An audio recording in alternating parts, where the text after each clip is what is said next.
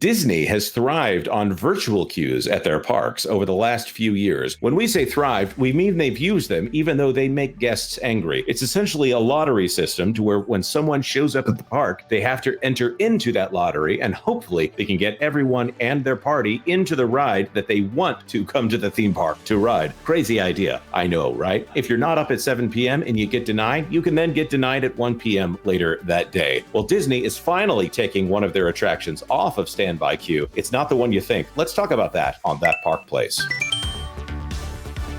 Well, there's a change we've been waiting for at Walt Disney World for an attraction that was already, well, value engineered into the state that it's in. It is a 1-minute roller coaster that has had a thank you. I know that culture knows which one it is now. TRON Lightcycle Run is ending virtual queue. Opening standby. Did you say Lightcycle? Did I? Lightcycle is what I meant to say here.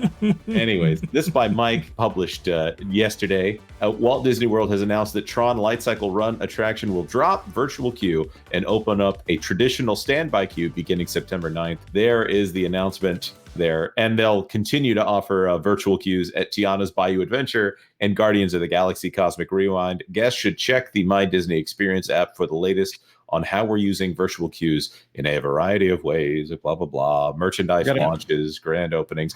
See, this is, I get it right here. Jonas, let me interrupt you real quick.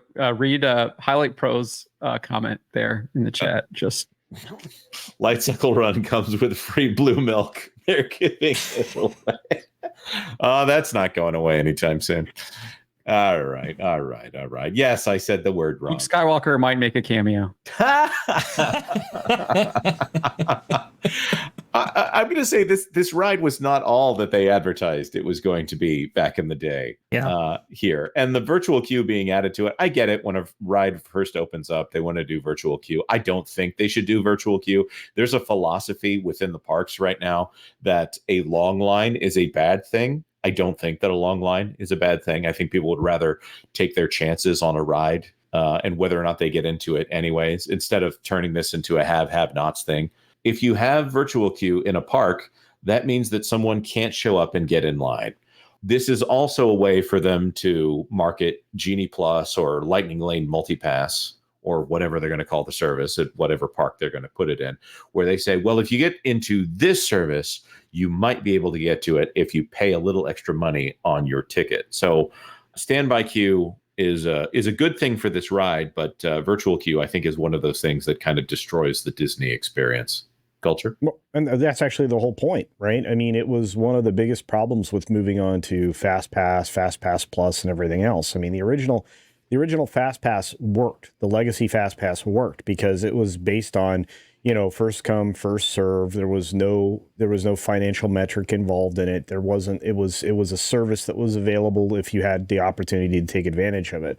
It allowed for park traffic to be easily managed because the majority of the guests that wanted to get through, most of the experiences, they would arrive very early at rope drop. They would take advantage of everything that they could so they could be out of there by lunchtime or perhaps 2:00. And that would allow for the, people who like to sleep late, the lazy people to, arrive at the park and not have to deal with, twice as many people as they normally would. And yes, if you sleep past 9:00 in the morning, you're lazy. Okay. Just deal with it.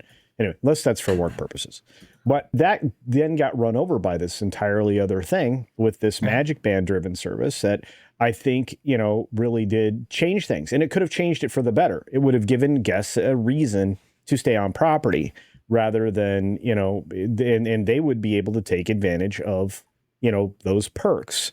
And then they decided, well, we're going to add all the good neighbors into it. And then they decided that they were going to add everybody into it. And that really, at that point, it just became a pay-to-play service. From that point forward, you did not create any incentive or goodwill with your biggest fans. You destroyed it. It's one of the many perks that have been removed over the course of Iger's tenure. Iger has been a very poor parks manager because he's listened to people who were, driven solely and completely by a greed mechanism that actually decreased the opinion and favor that Disney wants to exercise. Anyway, that's enough of that. But I will tell you this: TRON is not worth the 55 seconds.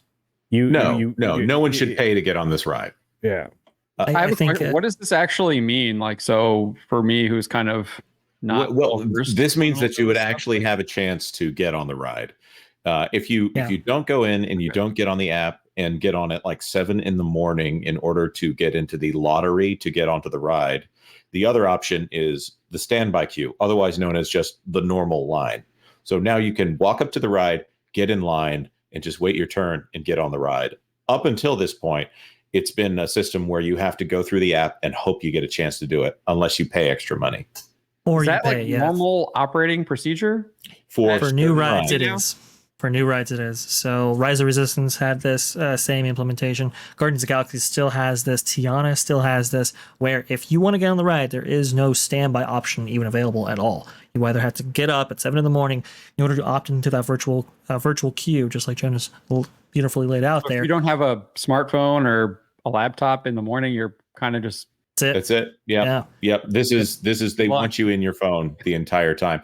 This TRON Lightcycle ride is an exact duplicate of the ride that's over there in Shanghai. And it took them how many years? Did it take 6 years for them to build this ride?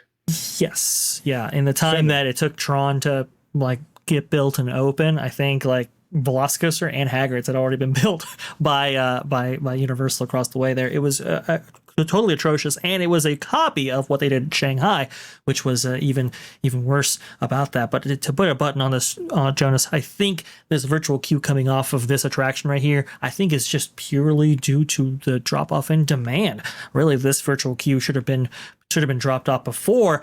I think also too they were trying to manage the very slow loading and unload times that this attraction has. I think Tiana still has its virtual queue because it's dealing with so much downtime, and they want to go ahead and buffer that any way they can. Guardians of the Galaxy, I think, is still on because of just the amount of sheer demand that attraction receives on a daily basis, even though it shouldn't be on virtual queue because Test Track is currently down. That's kind of what's going on there, I think. I totally agree. And this thing essentially seems ridiculous to me. I agree. We're in this space, so we get it. We've been exposed to this over and over again for years. So it's nice to have someone just hear about it for the first time and say, you do realize that's insane, right? So I've been to Legoland a couple times in the past couple of years with my daughter and my son, and there's none of that. Yeah. So I can just get in line and get on the ride. Yeah. So whatever, like you just, I mean, no issues. Like you just pay for the ticket at the desk, or maybe we bought it early and then just get in the park and just enjoy yourself. And yeah. Disney doesn't want you doing that anymore. They want to track you, and they want your face in that phone every single minute of the day. Or in the park too, and just letting your kids have that curiosity. And that would be a competitive advantage for Disney at this point, because they have beautiful parks, or at least they're trying to get away from that. They're going to be getting rid of some of the beautiful things in their parks, like Rivers of America. But that is where they are. That's like my one big complaint about Legoland. I was like kind of surprised. I was like, why aren't the buildings at least painted like Lego bricks? Like everything should be Lego themed, not just a regular wall. It's like, make it look like they're Lego bricks at least, right? I can see Culture's face right now. Go ahead, Culture. No, it's fine. It's just like, look, there are what I call mid-tier amusement parks. Legoland would be one of them. They could be something more with just, the handful of aesthetic changes, one of which you mentioned. But Disney was the master when it came to that. The only people who had beautiful environments for a period of time was Busch Gardens and Disney. Mm-hmm. Universal used to be a collection of buildings too, John. And then they said, you know what? We're missing out on this premium audience. We're not giving them the kind of experience. And that's the number one complaint, was we have screen-based attractions and we don't look like Disney. Well, Universal went the other way. And now you're getting gorgeous. You're getting extreme theming and, top tier, attractions that are losing their screens. Outside of Hagrid's, I would say, not Hagrid, excuse me, Forbidden Journey, that's extraordinary. I mean, Gringotts does have a lot of screens, but it also has a lot of innovation. But the physical attractions and goblets are phenomenal. You have no idea. Wait till you get into the Dark Universe portal, right? It's going to blow your mind. I mean, the animatronics in there are top tier. I mean, they make Tiana's looks like, kids off the short bus. I mean, it's going to be it's a completely different thing. Anyway, it is what it is. But yeah, Legoland could be so much more, but they don't have to be. They're getting families in there. Yep. Yeah, Epic putting the park back in the theme park. I think this is something that's so underrated, and I think it's just to like bring in video games, aesthetic really does matter, and I think the Concord aesthetic is disgusting. You're talking about the CalArts stuff earlier, and you mentioned Busch Gardens, and I used to live in Virginia, and so I went to Williamsburg a lot with Busch Gardens there, and I actually love the aesthetic there because it did feel like you were going into Germany. You have like Alpengeist. You'd go into the Apollo's Chariot when you moved into like the Italian version of the Roman Rapids. It did kind of have that vibe, and you have the music and everything. And the theming really made a difference. It did feel like you were kind of traveling around Europe. And I do feel like that is when you're wanting to go to a theme park, it should have the theme, right? It's called a theme park. Right. And I'll point out that Tampa does the same thing with Busch Gardens Tampa Bay. That is a jungle theme park, and it's obviously a zoo. So Disney tried to copy that in the era when Eisner was saying, me too, we want one of those as well. But Busch Gardens does that with the Africa theme, and then they added in Egypt area there when they added in Montu and things like that. But the aesthetics of theme parks is my favorite part of a theme park. Thanks for watching That Park Plays News. For more information, consider checking out www.thatparkplace.com. And don't forget to subscribe, share, like, and send this out on your favorite social media accounts.